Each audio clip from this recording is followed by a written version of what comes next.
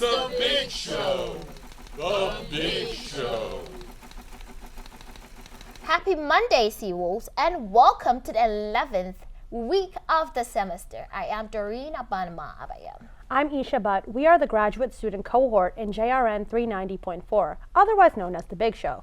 We start today with news that startled us over the weekend. The Stony Brook University administration explained that the government of Donald J. Trump has pulled the visas of at least 11 students at our own SBU University. This part of the revocation of documents authorizing the presence of at least two some various parts of SUNY. This really shook my world, and I'm a foreign student, and while they haven't revoked my visa, I'm so worried that I've decided to put off my fully funded fellowship in Berlin, Germany. Why miss this amazing opportunity when I'm afraid they won't let me back into the country? It's scary.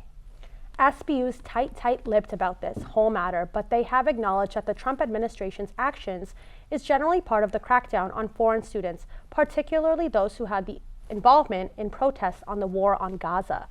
There are some 3,800 foreign students at Stony Brook University right now, and we have been warned that the government is looking at these students who are violating minor rules like overspeeding, drunk driving, and driving around with broken taillights. Washington's pressure against universities began with actions against Columbia. For more on this, Admir fills us in. Admir? Go.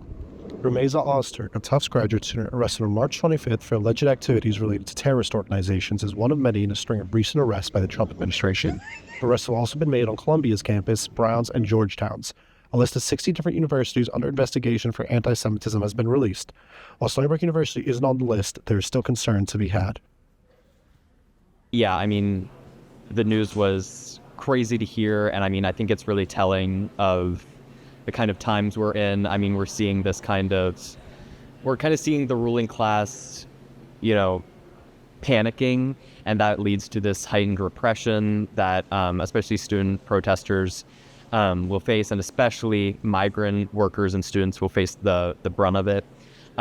So yeah, it's pretty scary, but it just kind of tells us that we just have to keep fighting, and in fact we have to accelerate what we're doing. That there's not typically any kind of concrete accusation of direct criminal activity, of active support of say terrorist organizations, of direct threats that they pose to any student on campus.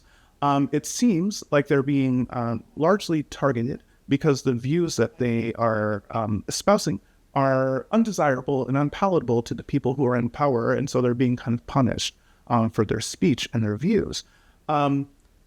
This is disturbing to me as a journalist, as a scholar. When asked about student protections, the faculty responded by saying keeping our students safe is paramount, and we will continue to follow all federal, state, and local laws and guidance from the New York State Attorney General. However, immediately after, the Office of the Provost announced that the federal government terminated 11 student visas at Stony Brook, the reason of which is unknown.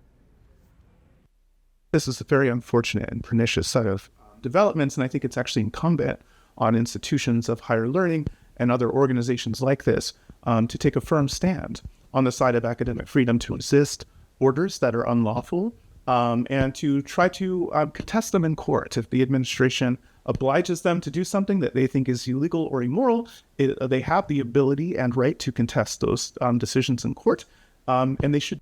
Aside from the minor offenses being used to revoke visas, the government is mainly looking at students who have been involved in the protest and exercised the freedom of speech.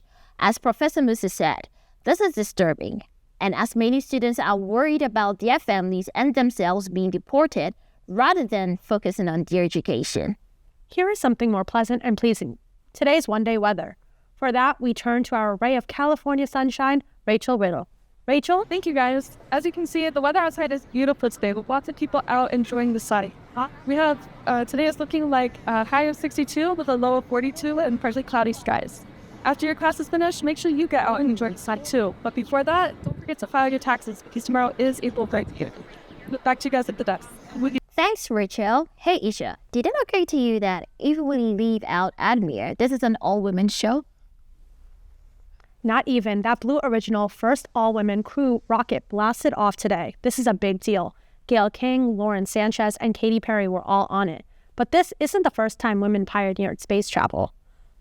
In 1963, Valentina Tereshkova promoted female space travel by riding a big communist rocket from the Soviet Union because they will always be better than us in space and women's rights.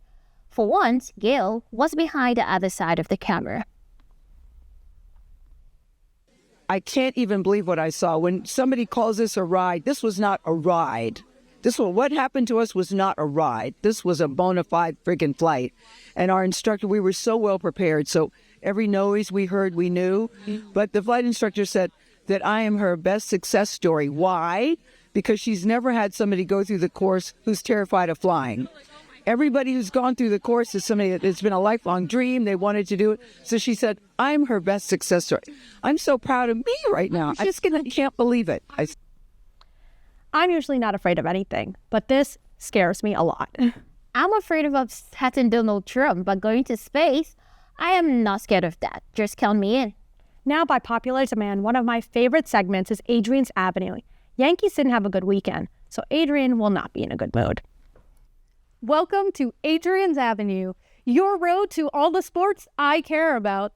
I'm your host, Adrian Esposito. Let's start off with something fun. Stony Brook baseball definitely had an exciting week. On Tuesday, down 13-7 in the bottom of the 9th inning, the chances of winning the game against Sacred Heart looked bleak. But the Seawolves rallied to score 7 runs in an incredible comeback. Luke Zepek hit a 3-run home run, and Chance Doughty topped it off with a walk-off single to beat Sacred Heart 14-13. The Seawolves started a 3-game series on Friday against Campbell University. Campbell was up 4-2 until the 7th inning when Scott Gale tied the game up with a single where 2 runs scored. Eric Paulson Jr. then hit another single, scoring another run. The Seawolves won 5-4. On Saturday, pitcher Ty Panarello threw 7 dominant innings with just 1 run scored, leading to a 5-1 Seawolves victory.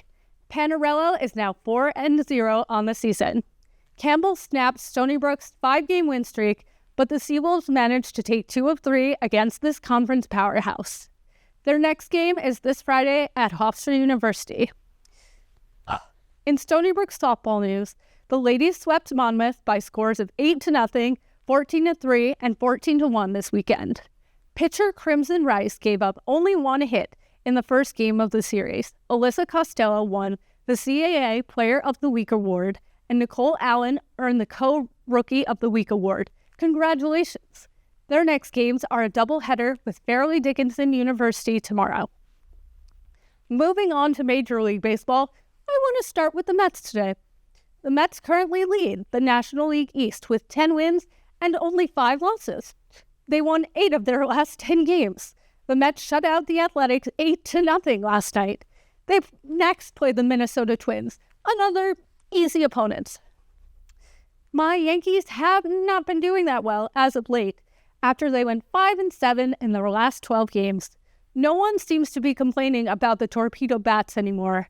It's almost like the other teams were jealous and just wanted something to criticize the Yankees for. Come on, boys, pick it up.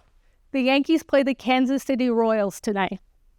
But there is some good news in Yankee land. The Los Angeles Dodgers, who beat the Yankees in the World Series in October, were shut out at home. The Chicago Cubs won 16-0 in the biggest shutout home loss the Dodgers have ever experienced. Way to break a record, Chicago. I now have a second favorite baseball city. The Brooklyn Nets capped their season off with a loss to the crosstown rival New York Knicks, 113-105. The Nets thanked their fans for their support throughout the mediocre season. The Knicks, on the other hand, are going to the playoffs. They play the Detroit Pistons on Saturday in Game 1 of the first round. The Knicks lost to the Pistons last Thursday, but hopefully they can turn it around in the playoffs. The Seawolves men's lacrosse team picked up a huge CAA win over Monmouth in a 13-9 win at home, propelled by an 8-goal run in the second half. Colin Williamson and Justin Bonacci led the way with 6 points apiece. Robbie Smith had a career day, going 80% at the face-off dot, swinging possession the Seawolves' way. Smith got involved with the scoring his second goal of the season.